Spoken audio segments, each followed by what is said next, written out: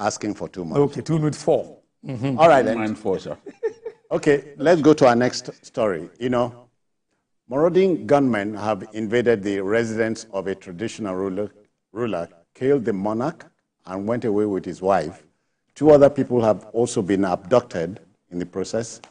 Now, the mindless bandits stormed the palace of the Onikoro of Koro town. I hope I got that right. That's in Ekiti Local government area of Kwara State. Retired General Shegun Aremu was the monarch so killed. Retired, is a retired general. Now, Governor Abdurrahman Abdurrazak has condemned the demonic act, which he said was reckless, shocking, and abominable, even as he charged security agencies to track down the perpetrators, bring them to book. Bring them to book. Yes, bring them to book. Well, that's what it's supposed to be, because you have security agencies that have been charged with responsibility of not only caring for the safety of everybody in Nigeria, but again to also be to also look at it. You look at intel gathering. Are they saying that what we used to have in those days, where you infiltrate the ranks of criminals, is no more in existence? I remember a certain man who they said in whether Unilag or Unilag, I can't recall, when I was very small, that he was never graduating.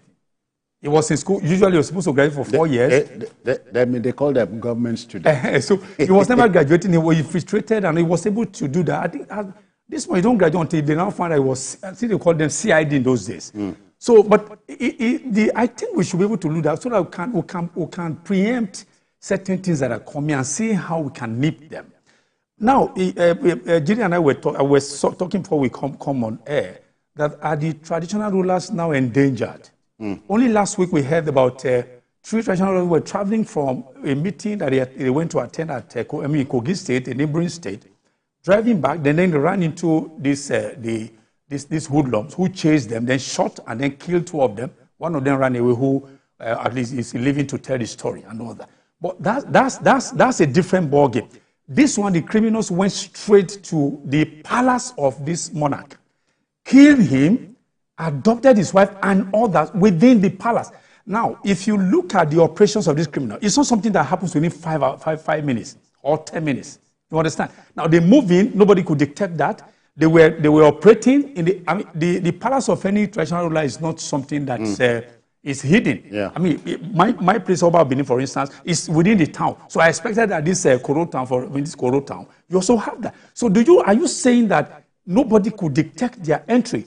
Nobody could see these faces that are alien to them and all that. And then they went in there, committed this havoc, not 5 minutes, not 10 minutes, and then they went away, and the police is telling them that it will be brought to book. I wouldn't know how that's going to be happening. Okay, but a little bird is asking me to tell you that that town is called Koro. Oh, Koro. Koro. Okay, Koro. Mire. Koro, okay, Koro, okay. Yeah, Jide, mine is, what statement are they trying to make, the bandits?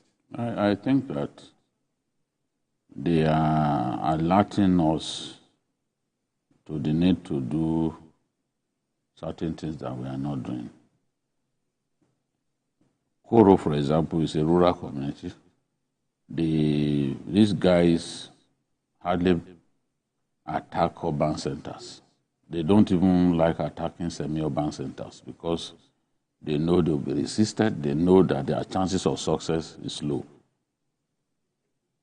Where they kill those traditional rulers, those that's Ekiti. Yes, is the road, lonely road, forest in a rural setting, in the Kole area, but that area is a rural area. So increasingly, they are attacking targets that they believe that they stand a good chance of succeeding. So what it then means is that we have to police every part of a state. You don't have to say, okay, you concentrate all your energy in the urban centers. You must give as much attention as you are giving the urban centers to the rural communities, because they are recording so much success in those areas. Yeah. We talk about Abuja, they are attacking Abuja, but those are satellite towns. They are not going into Wuse, for example. They are not going into Asokoro, for example. Yeah. It's those communities Satellite environment that border states like centers. Kaduna, states like Kogi, Nasarawa. those Nasarawa, those border communities, those Abuja communities at the fringes of the FCT. Those are the places that they are going to. You know, so we need to beef up security in those places. And then on our highways, we've said in the past that, look, let's have motorized patrols, not stationary patrols whereby the police just stand on the road taking money from people, or soldiers stay on the road taking money from vehicles that are bearing food produce yeah. and all that. We need motorized patrols so that they will know that the road is busy with security people, and that if they try anything funny, they will be arrested. But the way it is now, these guys are recording far more successes than necessary.